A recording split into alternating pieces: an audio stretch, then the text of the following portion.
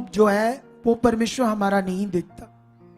आप जानते हो जब सैमुअल भविष्यवक्ता को परमेश्वर ने वचन दिया कि यशे के पुत्रों में से एक पुत्र को जाकर तू अभिषेक कर मेरी प्रजा को चरवाही करने के लिए, तो वो कौन था? दाऊद। जब वो वहां गया तो वो उसके जो भाई थे, क्योंकि ये तो गया था जंगल में भेड़ बकरियां चराने और सबसे छोटा था, और वो उसके भाई जो थे वो बड़े बड़े कद काठ वाले थे, लंबे लंबे, और राजा के पास जॉब भी करते थे, सिपाही की, है ना, सोल्जर की, शूरवीर की। तो वो उनके हिसाब से बाहरी रूप से देख रहा था सैमुअल भविष्यवक्ता। अच्छा, यहोवा ने इसको किया होगा, चुना होगा अपना राजा होने के लिए, इसको 7 बार परमेश्वर कहता है ये भी नहीं, ये भी नहीं। फिर वो दाऊद के लिए कहता है। जब दाऊद आता है तो परमेश्वर उससे पहले बात करता है कि हे सैमुअल, मनुष्य तो बाहरी रूप पर दृष्टि करता है, लेकिन मेरी दृष्टि मनुष्य के मन के ऊपर होती है। हालेलुया। कितनों को बात समझ आ रही है? परमेश्वर की दृष्टि कहां है? हमारे मन के ऊपर।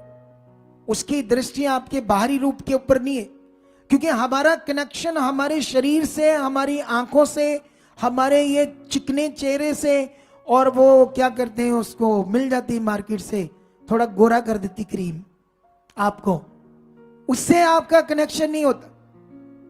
बोलो, आपका कनेक्शन होगा आपके मन से। कई लोग अपने आप की बॉडी को देखकर, मुझे तो बड़े शीशे ऐसे फोटो में खिंचवाते हैं ना, मुझे तो आती नहीं खिंचवानी सेल्फियां ही है, पता नहीं, मैं सीधा साधा बंदा। एक बार मैं खिंचवा रहा था, मैनू करना नहीं आता ही। आप समझ रहे हो? समझ रहे हो? परमेश्वर वो नहीं देखता। नहीं, परमेश्वर मना भी नहीं करता। ऐसा नहीं खिंचवा लो भाई, खिंचवा लो जैसे आपको मन करता, फोटो सेल्फी, वो मना नहीं करता। लेकिन बात यह है, उसकी दृष्टि आपके मन के ऊपर है। आपका रिश्ता आपके मन से होना है। आपका विश्वास, आपने उसका वचन भी कहां पूरा करना है? मन में। कहां पूरा करना है? मन के अंदर। आपको याद, ये अच्छे से अंडरस्टैंड करना पड़ेगा। लेकिन मैं ये बात कर रहा हूं, हो सकता है बाइबल में आजकल ना, जैसे जो यहूदी थे, फरीसी, आप उनको अगर पढ़ोगे ना तो उन्होंने अपनी वर्दी सेट की थी, एक जबरदस्त। क्या की थी? ऐसे बाहरी एक चोला, वर्दी उनकी एक जैसी है वर्दी। मैंने पिछले दिनों में टीचिंग दी थी ना आपको। बाहरी वर्दी थी उनकी जैसे, और लंबे लंबे बाल, ऐसी चीजें। हो सकता है ऐसी चीजें कोशिश करें लोग, आपको ऐसा रूप दिखाकर कोशिश करें कि हम यीशु का स्वरूप है, लेकिन ये यीशु का स्वरूप नहीं है। बाहरी रूप यीशु का स्वरूप। अगर हम कुरिन्थियस में एक वचन पढ़े आज आपके लिए, तो यहां से हम सीखते हैं, कुरिन्थियस 11 अध्याय, ठीक है? क्योंकि जैसे मैं जब यीशु में नहीं था, तो जैसे गानियां, ऐसे माला डालते हैं ना लोग गलों में, लंबे लंबे चोले, ऐसे इंसान होते जिनको लोग कहते हैं ये बाबा है। मैं उनसे बड़ा प्रभावित होता था कि ये बाबा लोग हैं। लेकिन मुझे अब समझ आया कि ये चोले, बाहरी रूप, ये तो इंसान का अपनी चीज है, अंदर का विषय है। कौन सा? अटर्नली, अंदर का विषय, ठीक है? तो यहां पर एक वचन पढ़ते हैं हम, ये 1 कुरिन्थियां 11 अध्याय उसका 9 से पढ़ते। क्या लिखा? यहां पर लिखा, और पुरुष स्त्री के लिए नहीं सृजा गया, परंतु स्त्री पुरुष के लिए सृजी गई। इसीलिए स्वर्गदूतों के कारण स्त्री को उचित है कि अधिकार अपने सिर पर रखे। तो भी प्रभु ने ना तो स्त्री बिना पुरुष और ना पुरुष बिना स्त्री के है, क्योंकि जैसे स्त्री पुरुष से है, वैसे ही पुरुष स्त्री के द्वारा है। परंतु सब वस्तुएं परमेश्वर से। तुम आप ही विचार करो, क्या स्त्री को उगाड़े सिर, नंगे सिर परमेश्वर से प्रार्थना करना शोभा देता है? क्या स्वाभाविक रीति से भी तुम नहीं जानते कि यदि पुरुष लंबे बाल रखे तो उसके लिए अपमान है, परंतु यदि स्त्री लंबे बाल रखे तो उसके लिए शोभा है, क्योंकि बाल उसको ओढ़ने के लिए दिए गए हैं। आमेन, हालेलुया। अगर हम यहां से वचन को देखें तो परमेश्वर कहते हैं लंबे बाल पुरुष को रखने अपमान है, क्योंकि लंबे बाल किन्होंने रखने हैं? स्त्रियों ने। किन्होंने रखने हैं? बोलो, लंबे बाल किन्होंने रखने हैं? तो अब बंदे ने भी रखने लंबे लंबे? नहीं रखने ना। औरतों जैसे नहीं। कभी कभी कभी मैं मार्केट मतलब जैसे जा रहा हूं ना, तो कोई बंदा जा रहा, तो मैं सोच रहा अच्छा ये बुलेट चला रही है लड़की, तो थोड़ा सा मैं आगे होता तो वो बंदा होता है, वो लड़की होती नहीं। बाल लड़की जैसे लंबे लंबे लोगों ने रखे होते हैं। आपको समझ आ रही कि नहीं आ रही? लेकिन मैं ये थोड़ा सा वचन के बारे में समझा रहा हूं। किसी ने रखे ना रखे मुझे उससे कोई प्रॉब्लम नहीं है, लेकिन बात है कि अगर कोई आपको ये पेश करे कि ये धार्मिक रूप है, तो ऐसा बिल्कुल भी नहीं है, क्योंकि हमारा रिश्ता अंदर से है और वचन से। आप लोगों को ये सीखना क्या है?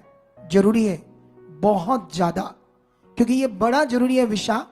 क्योंकि एक्चुअली हमारा जीवन जो बचना है वो परमेश्वर के वचन से बचना है। अब आपको ये समझना है परमेश्वर का स्वरूप आप बनोगे कैसे।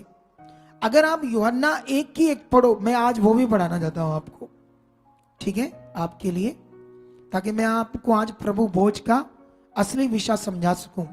यहां पर क्या लिखा है?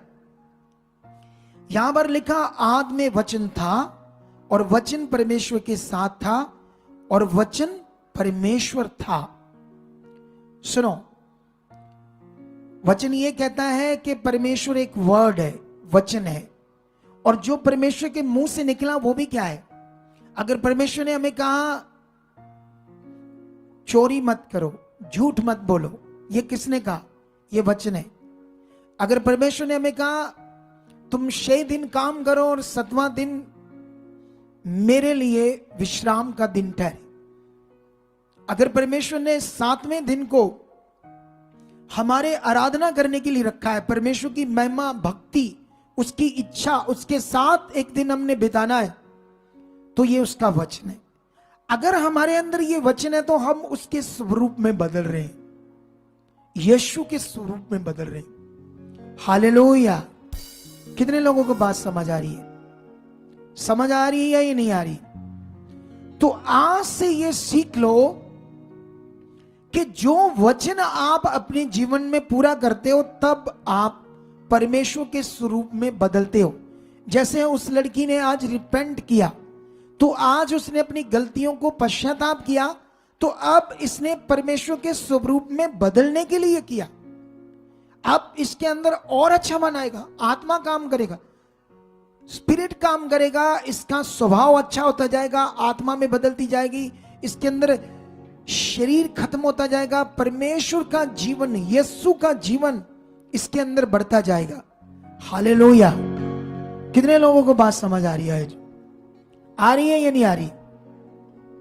तो ये पॉइंट आप अच्छे से सेट कर लो अपने अंदर कि कभी भी किसी अगुए के बाहरी रूप पर नहीं आपने जाना कि वो कैसा है कैसा है कैसा नहीं है। आपने उसके गुणों पर जाना है, वो जो सिखा रहा है परमेश्वर का वचन, आपने वो खाना है। आप जानते हो, अगर आप यिर्मयाह के बारे में पढ़ोगे तो यिर्मयाह ऐसा कहता है, परमेश्वर तेरा वचन जब मेरे पास आया तो मैंने उसे खा लिया। परमेश्वर का वचन खाना है, नाड़ियों में पचाना है, उसको आंतड़ियों में पचाना है, रोम रोम में लेना है परमेश्वर का वचन, तब तुम परमेश्वर के स्वरूप में बदल जाओगे। ये है परमेश्वर का स्वरूप। हालेलुया। जो आदम और हवा ने पाप करके गुनाह करके करप्ट कर दिया था मनुष्य जीवन को, पृथ्वी को, यीशु मसीह ने अपना जीवन देके, अपना शरीर तड़वाकर, अपना लहू बहाकर एक बड़े काम को पूरा करके दोबारा तुम्हारे लिए आत्मा अवेलेबल किया और वो कानून अवेलेबल किया जिससे तुम यीशु का जीवन तुम्हारे अंदर आ जाए। प्रभु भोज का मतलब क्या है? आज जब तुम एक रोटी लो, टुकड़ा आज, तो फिर याद करो यीशु मसीह ने क्यों कहा। सिर्फ वो जस्ट एक रीति है। क्या है? एक रोटी का टुकड़ा, एक जूस थोड़ा सा जो आप लेने वाले हो, वो नहीं आपको बदल सकता। क्या नहीं कर सकता? उसने नहीं आपको बदलना, क्योंकि बदलना है उसमें जो वर्ड यीशु मसीह ने कहा था, जो यीशु मसीह ने वचन दिया था कि ये मेरी देह है और ये मेरा लहू है, इसको लो। तो उस लहू को, देह को खाने के टाइम, पीने के टाइम तुम्हें ये आज जो मैं वचन दे रहा हूं ये याद रहना चाहिए कि यीशु का जीवन कैसे मेरे अंदर आएगा। क्योंकि आपको पता ना चाहिए यीशु क्यों क्रूस पर चढ़ा, क्यों मरा, ये बात तुम्हारे दिमाग में रहनी चाहिए। क्यों उसने शरीर तोड़ा? ताकि पाप का जीवन मेरा खत्म हो जाए और आत्मा का जीवन, धार्मिक जीवन मेरा पूरी तरह से बन जाए। हालेलुया। कितने लोगों को मेरी ये बात समझ आ रही है? इधर देखो, मेरी तरफ देखो, सारे लोग मेरी तरफ देखो। एक तो हमारे बंदों को अकल नहीं है। क्या नहीं है? अरे एक आधा बंदा जाता है, सारे इधर देखो मेरी तरफ। अरे ये तो हिरन है।